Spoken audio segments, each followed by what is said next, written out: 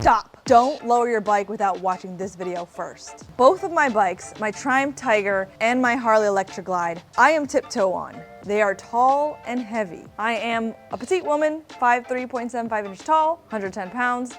So I'm not all that swole. I know what you may be thinking, especially if you're a newer rider or you're sending this to someone who you want to ride, and that's that they can't handle taller or heavier bikes. Or maybe they think that what they learned in the entry course is what they're supposed to apply for the rest of their riding life. Get a bike you can flat foot on. So that was my first bike, a 1-cylinder cruiser. Both feet were flat on the ground. And my next bike I was tiptoe on. Because of that tiptoe and not knowing that there are tricks that you can do to handle a taller bike, I either dropped it or almost dropped it just about every time I rode. Traded in for another bike and I lowered that bike. I really regretted that, and eventually I raised it back to stock height. I don't want you to be in the same spot. So here's what I wish I would have done instead, that I eventually learned later. So first are some cons to lowering your bike. When I lowered my bike, it was several $100s. And when people say that it can ruin the geometry of your bike, maybe if your riding is very mild, you might not notice that the geometry of your bike has been altered. But you will notice if you start riding more aggressively. Say if you want to do track days, some track days, it's required to have your bike at stock height because your bike is designed with all these things in mind. Not only when you become a more advanced rider is your cornering ability possibly going to be damaged. It can also mess with the suspension of your bike. Not only can it make the ride feel rougher, but it can also make you feel more beat up at the end of a long day of riding. And if you have a passenger, they're more likely to feel this too. And if your bike is under warranty, this can actually void your warranty. But there are things you can do instead of lowering your bike. This learning curve you may be worried about is actually not that bad. If you notice any dirt riders, they almost all are tiptoe on the bike because bikes that can go off-road have to have a much higher clearance so that it can go over obstacles. Hello! Oh, that's awesome. I sold my mini bike to my neighbor and he just came by and showed it off. Oh, I wish I could have started riding that young. So anyways, back to why you don't need to lower your bike. The biggest problem with lowering your bike that I found is that it becomes a crutch and it kind of stops you from ever growing and being a better rider. So if you ever want to upgrade, ride taller bikes or ride dirt bikes, go off-road, just ride different bikes, bigger bikes, it's going to be a lot harder. And that's what I found, is that anytime I got on anything where I was tiptoeing on, I just wasn't used to it. I didn't know what to do. So I was always very clumsy. And it was very embarrassing.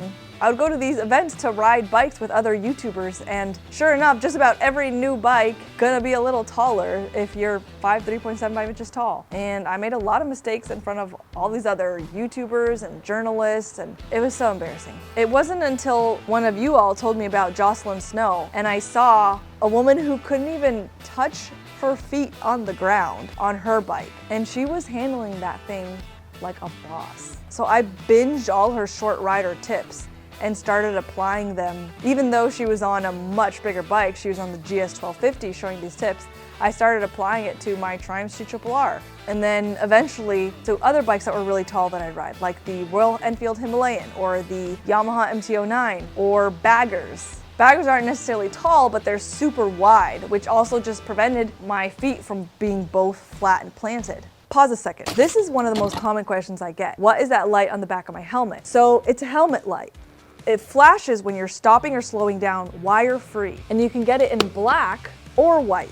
And with this bracket, you can mount it across multiple helmets. One of the most common causes of accidents is failure for another driver to see the rider. So being as visible as possible is so important to me. That's why I wear bright colors, a light helmet, and having an additional light, especially when you're braking in the driver's line of sight, just come together to make you more visible. A couple of 20-something engineers were on Shark Tank, designed it. It's got a USB-C, super fast charging, and the battery lasts really long. I've ridden with this all day, and usually I charge it every night when I'm on a long road trip. And I've skipped a night here and there, and it still kept going for me. If you got the old version, they've also upgraded the button so it's a little taller and easier to feel through gloves. But I've got a discount code for you. It's Doodle10. Shout out to Breakfree for being a sponsor. The biggest tip I can give you, instead of lowering your bike, is to learn short rider tricks. I don't know what else to call them. You don't have to be short though to need short rider tricks. You just have to be on a bike that your feet don't go flat, and you can apply these tricks. One thing that I found that made me so much more balanced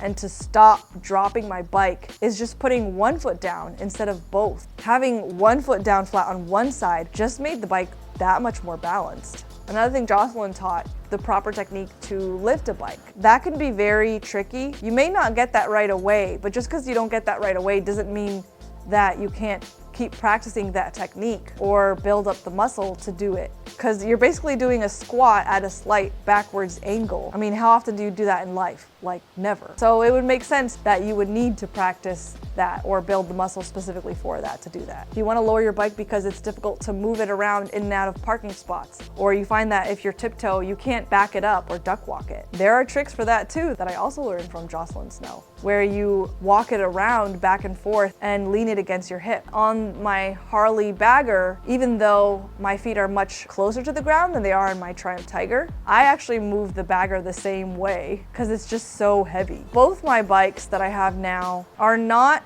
suited to my body height. I just instead learn how to handle them. And it doesn't take that long. If all of those are things that you struggle with, I have a bunch of videos where you can learn how to handle your bike. Although I've made so many videos and so much content around this, I still get emails saying, I can't handle my bike's too big for me, what do I do? And if you feel like you need a private lesson to address those specific struggles, I made the equivalent of what I would do if I were giving you a private lesson in person. I put all of that online in my Big Bike Survival Guide course. So I'll link to that down below. And if you don't believe me, if you don't believe in yourself, then check out this video right over here.